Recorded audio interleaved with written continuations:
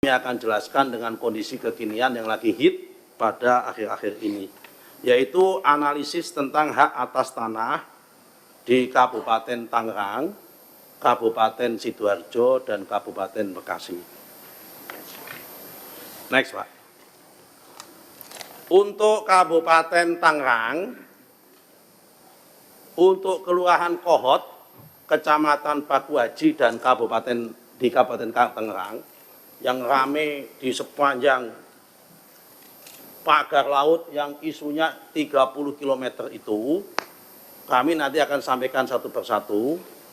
Kami temukan memang ada hak atas tanah di sepanjang pagar laut itu di Desa Kohot, Kecamatan Pakuhaji. Nah, sepanjang peta itu, pagar laut itu, yang jaraknya 30 kilo, kalau di Desa Kohotnya saja, itu jaraknya antara sekitar 3,5 sampai 4 kilo. Yang di Desa Kohot saja. Itu terdapat 263 bidang hak guna bangunan dan 17 bidang hak milik. Hak guna bangunannya 263 itu kalau di total jumlahnya 390,798,7985 hektar. Kemudian hak miliknya 17 bidang 22,933,4 hektar. Terhadap, sebagaimana saya sampaikan, terhadap data ini kami analisis dan kami cocokkan dengan data peta BIG tentang data peta spesial tematik tentang garis pantai. Mana yang ada di garis pantai, mana yang ada di luar garis pantai.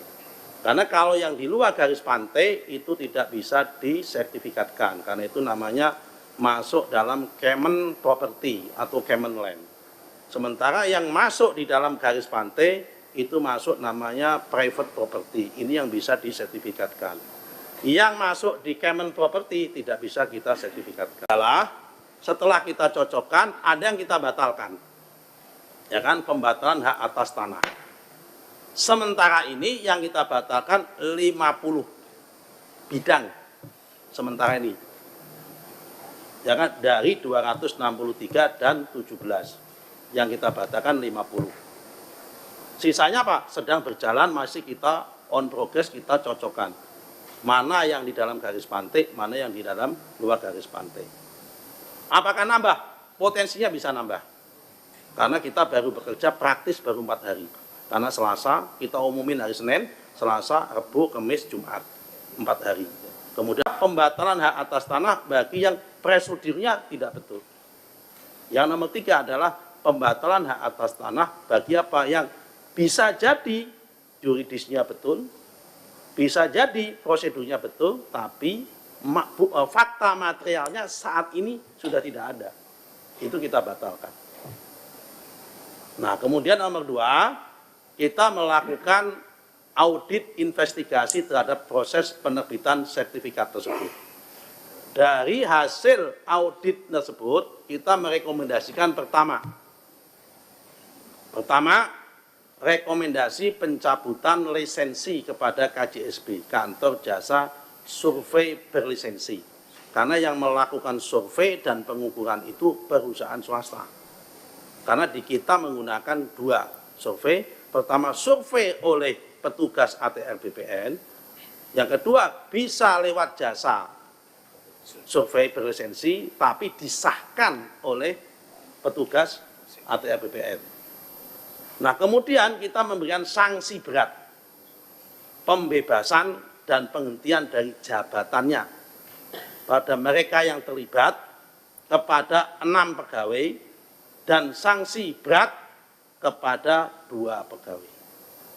Nah, nama-nama pegawainya siapa saja kami nggak bisa sebut, ya kan? Kami hanya sebut inisial. Yang pertama adalah JS, Kepala Kantor Pertanahan Kabupaten Tangerang pada masa itu, kemudian SH, KA, XPLT, Kepala Seksi Penetapan Hak dan Pendaftaran. Ini 8 orang ini yang sudah diperiksa oleh inspektorat dan sudah diberikan sanksi oleh inspektorat, tinggal proses peng-SK-an saksinya dan penarikan mereka dari jabatannya tersebut. Lanjut. Nah, berdasarkan Permen ATR BPN nomor 16 tahun 2022 tentang kewenangan penerbitan hak atas tanah, penetapan hak atas tanah atau pemberian, kita itu mengenal dua. Pertama adalah pemberian dalam bentuk konversi dari GIRIK menjadi SHM, sama pemberian hak dari tanah negara menjadi HGU, HGB maupun hak milik. Nah, hampir semua proses yang terjadi ini prosesnya adalah konversi dari GIRIK. Rata-rata GIRIKnya tahun 1982. Jadi ini tidak pemberian hak baru. Ini adalah konversi hak GIRIK. Nah, supaya tidak liar, memang di kita ini mengandung ataupun menganut prinsip full delegasi.